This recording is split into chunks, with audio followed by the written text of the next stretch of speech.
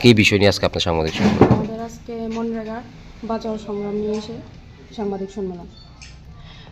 স্বাগত জানাই, নমস্কার সাংবাদিক বন্ধুদের।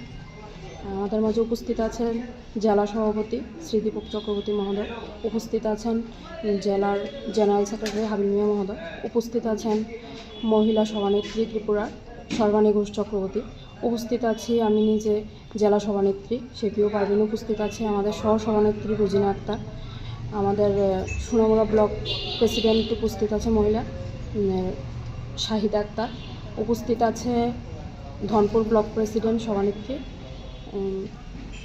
পেয়ারা খাতুন। তো অন্যান্য স্বাগত আগরতলা থেকে অন্যান্য ব্লক প্রেসিডেন্টদের।